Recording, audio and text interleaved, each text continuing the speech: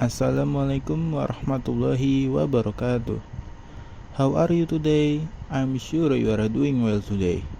Today in this video, we will discuss about matrices, more precisely matrix multiplication. Before getting to the main part of the video, let me introduce myself. My name is Annajm from the Mathematics Education Study Program, Faculty of Tarbiyah and Teacher Training, UIN Jakarta. What is matrix multiplication? Matrix multiplication is a binary operation that produces a matrix from two matrices. For matrix multiplication, the number of the columns in the first matrix must be equal to the number of the rows in the second matrix. The resulting matrix known as the matrix product, as the number of rows of the first and the number of columns of the second matrix. The product of the matrices A and B is denoted as AB. A matrix is a rectangular array or a table of numbers, symbol, or expression, arranged in rows and columns, which is used to represent a mathematical object or a property of such an object. So, which is the row and which is columns? The row go left, right, or horizontal. For example, A11, A12, and so on. The columns go up or go down, or vertical. For example, A11, A21, and so on. And next, multiplying a matrix by another matrix. Multiplication of two matrices is defined if and only if the number of columns of the left matrix is the same as the number of rows of the right matrix.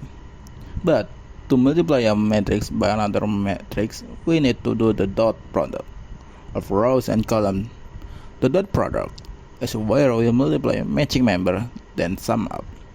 For example, just like the above this matrix, 1 times 7 plus 2 times 9 plus 3 times 11, and the result is 58. Next, we got the formula of inverse matrix. This is the inverse matrix of 2 times 2 matrix. So how to do this? Inverse of A is equal to 1 over the determinant of A. Determinant of A is equal to A times D minus B times C, and then times adjoint of A. So how to get the adjoint of A? Just change the A to D, and D to A, and B to minus B, and C to minus C. And next, we are going to the example, solving the problem. Mother is going to make two types of cakes. The ingredients for making the cakes have been prepared, which are 3 kg of flour and 2 kg of sugar. Cake type A requires 150 g of flour and 50 g of sugar, while cake type B requires 100 g of flour and 100 g of sugar. How many cakes of type A and type B can be made with the available ingredients? To solve this problem, we can turn it into a table just like this. First, we have the ingredient, we have flour and sugar, and then cake type A, we need 150 g of flour and 50 g of sugar. Then cake type B, we need 100 g of flour and 100 g of sugar. And then the available ingredient, we have 3000 g of flour and 2000 g of sugar. Next, we can make cake A as X and cake B as Y. The linear equation that can be formed from this model is 150x plus 100y equals to 3000, and 50x plus 100y equals to 2000. Simplify the equation to 3x plus 2y equals to 60, and x plus 2y equals to 40.